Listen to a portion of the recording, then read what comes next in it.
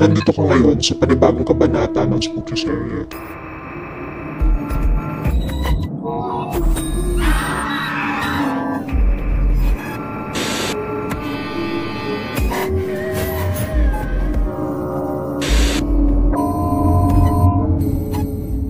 Another story from our anonymous member. Hi Ate Bebs, i-share ko lang po sa inyo na nakakatakot na experience ng tito ko. Pasensyahan nyo na po if may mga mali-mali kasi di ako marunong mag-deliver ng kwento. Sabi ng tito ko sa panahon niya, uso pa ang maglista ng mga pangalan sa blackboard ng mga estudyante na maaga dumarating sa klase. May isang kaklase daw ang tito ko na itago na lang natin sa pangalang Fernando. Si Fernando daw ay laging unang dumarating sa klase. Ang tito ko naman ay ang laging pangalawa sa listahan. Laging consistent si Fernando bilang number 1 sa listahan. At ang tito ko naman ay consistent din naman na palaging number 2. Gusto ng tito ko na maranasan din niyang mag-number 1, kaya pinilit niyang mas maaga pa ang pagpunta niya sa paaralan. Ngunit kahit anong gawin ng tito ko, palagi pa rin siyang number 2. Dahil dito, nainis siya at naisip na bakit hindi niya kaya maunahan si Fernando. Maaga naman daw siyang pumupunta ng school. Kaya sa araw ng Monday, nagplano ang tito ko na mas agahan pa ang pagpunta sa paaralan. 4 AM pa lang nandun na siya sa school. Pagdating niya sa paaralan, natakot siya dahil madilim pa. Parang gabi pa rin. Pumunta siya sa classroom at nang makita niyang wala pa si Fernando, natuwa siya dahil sa wakas magiging number 1 na siya sa listahan. Bubuksan na ng tito ko ang pinto ng classroom nila. Pero habang pinipindot niya ang kombinasyon sa padlock, may narinig siyang umubo. Nang lumingon siya, nakita niyang may matandang lalaki sa hardin na nakatalikod sa kanya. Tinitignan niya ito, ngunit habang tinitignan niya ng matagal, bigla siyang kinilabutan. Natakot siya, kaya tumakbo siya palayo sa classroom. Habang tumatakbo siya, nakasalubong niya si Fernando at nabangga niya ito. Nagulat si Fernando at tinanong siya kung bakit siya natakot. Sinabi ng tito ko kay Fernando na may nakita siyang matandang lalaki sa hardin ng classroom nila. Pero hindi naniwala si Fernando at inisip na pagbibiro lang ito ng tito ko. Kaya sinabi ng tito ko na samahan siya ni Fernando upang makita nila kung totoo ang nakita niya. Nakipagkasundo si Fernando sa tito ko na samahan siya nito. Ngunit kailangan daw siya pa rin ang magiging number 1 sa listahan ng mga maagang dumating sa klase. Nung una, ayaw sana pumayag ni tito. Sinabihan niya pa si Fernando na kaya pala hindi niya maunahan ito sa pagiging number 1 sa listahan ng mga maaga dumating na estudyante sa classroom ay dahil madaling araw at madilim pa lang nandito na siya sa school. Kalaunan, pumayag na lang din yung tito ko sa kondisyon ni Fernando. Nagkasundo sila na si Fernando pa rin ang number 1. Pumunta na silang dalawa sa classroom upang silipin na ang matanda sa hardin. Ngunit nang tignan nila ang hardin, wala naman silang nakitang matanda. Kaya pumasok na lang sila sa classroom at nilagay na yung mga bag sa kanilang kanya-kanyang upuan. Pagkatapos agad na isinulat ni Fernando yung pangalan niya sa blackboard na number 1 siya at yung tito ko naman ay number 2. Habang nagsusulat yung tito ko ng pangalan niya, may narinig na naman silang umubo at pinakinggan nila kung saan galing yung ubo. Napagtanto nila na galing ito sa likod ng classroom. Kaya nakaisip sila ng ideya na sisilipin nila iyon, ngunit kailangan sa magkabila ang gilid sila sisilip. Bali sasalubungin nila yon sa magkabilang side para mahuli talaga nila at hindi iyon makakaalis. Nagsiktakbo na silang dalawa para pumuesto na. Sa right side pumunta si Tito at sa left side naman si Fernando. Pagbilang ng 3 dapat sabay silang sisilip. 1, 2, 3. At sabay silang sumilip sa likod ng classroom. Ngunit wala naman silang nakitang tao sa likod ng classroom. Walang matandang lalaki doon.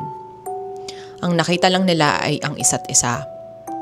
Kaya bumalik sila sa loob nang may pagtataka sa mga mukha dahil sigurado daw talaga silang may narinig na umubo. Pagkalipas ng ilang minuto, narinig na naman nila ito. Kaya nagsitakbo na naman silang dalawa at nagkasundo na mag-switch sila ng pwesto. 1, 2, 3. Sabay na naman silang sumilip. Ngunit wala pa rin. Namumutla na silang dalawa kasi natatakot na sila. Sa pangatlong beses na pag-ubo, tumakbo na naman sila. 1, 2, 3. Sabay silip. Nagtaka yung tito ko kasi hindi sumilip si Fernando. Siya na lang mag-isa ang nakasilip.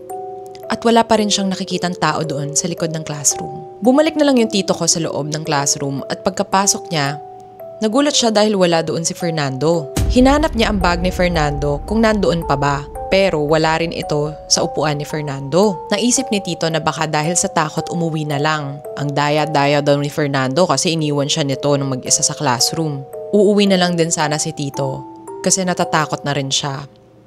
Kaso, nagsidatingan na yung ibang kaklase ng tito ko. Kaya hindi na lang siya umuwi. Hinintay na lang ni tito na bumalik si Fernando.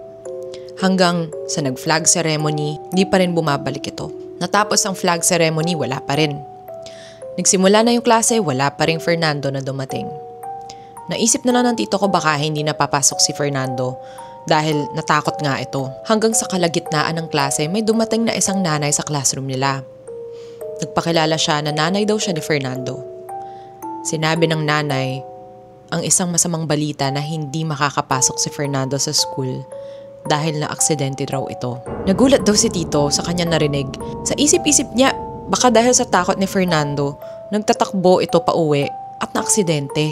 Ngunit pagkasabi ng nanay ni Fernando na noong Sunday pa ito na aksidente at pumanaw kasi nalunod, pumunta ng beach at naligo mag-isa. Para daw binuhusan siya ng malamig na tubig. Kasi kung Sunday pa ito pumanaw, edi sino yung kasama niya noon sa classroom nila? So ibig sabihin, multo na lang pala yung Fernando na nakasama ni tito noon. Nalunod daw si Fernando noong Sunday dahil pumunta daw ito mag-isa sa isang sikat na beach sa Cebu. Naalala ni tito na may na-share siya noon sa mga kaklase niya. Nagpunta yung family niya doon at kasali doon na nakinig si Fernando. Naalala pa ni tito gaano na-amaze si Fernando sa kwento ni tito. Baka dahil na-share daw ito ni tito, ay naengganyo ito na pumunta sa beach na yon. Gusto niya rin siguro ma-experience na maligo doon kaya pumunta si Fernando kahit mag-isa lang ito. Nagilty ang tito ko kasi baka dahil sa kanya kaya pumanaw si Fernando. Kaya siguro sa kanya lang nagpakita. Nalungkot yung mga kaklase niya. Pati na rin yung tito ko dahil sa narinig nilang balita. Bigla daw may sumagot na kaklase nila tito at itinuro ang blackboard. Nagulat silang lahat kasi bakit nandoon yung pangalan ni Fernando. Sa pagkakaalala nila, binura nila ang lahat ng nakasulat sa blackboard noong huling klase nila nung Friday bago sila nagsiuyan. Pero bakit nandoon yung pangalan ni Fernando? Sino daw yung sumulat doon? Namutla si tito kasi tinanong siya ng teacher nila kung nakita ba niya kung sino ang sumulat ng pangalan niya. Nagsitingin ang lahat ng kaklase ni tito sa kanya. Sa takot niya, nagsinungaling na lang ito at sinabi niya na hindi niya alam. Kasi kung sasabihin niya ang totoo, baka lahat sila ay matakot o baka pagtawanan lang din siya sa sasabihin niya. Pero nagtataka silang lahat kasi sulat kamay talaga yon ni Fernando. Pero paano yun?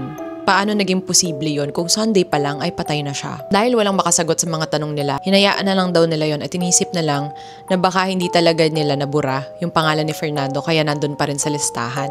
Dahil dito napagdesisyonan ng teacher na ipahinto na ang paglista ng pangalan sa blackboard. Nalungkot daw si tito na pinahinto na ang paglista ng mga pangalan kasi hindi man lang daw niya naranasan maging number 1. Na-realize din niya na okay na din yun na itinigil na nila kasi baka bumalik pa si Fernando para lang maisulat ulit yung pangalan niya sa listahan.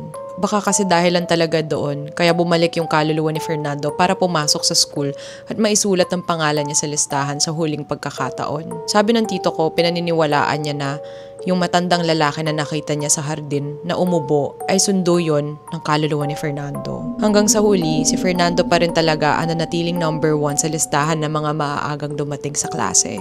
At doon na po nagtatapos ang ating kwento. Kung meron kayong mga kwentong gustong i-share, pakisend na lang po sa Facebook group. Ang link ay nasa TikTok bio or nasa description box depende kung saan kayo nanonood. I'll see you guys sa next upload. Bye!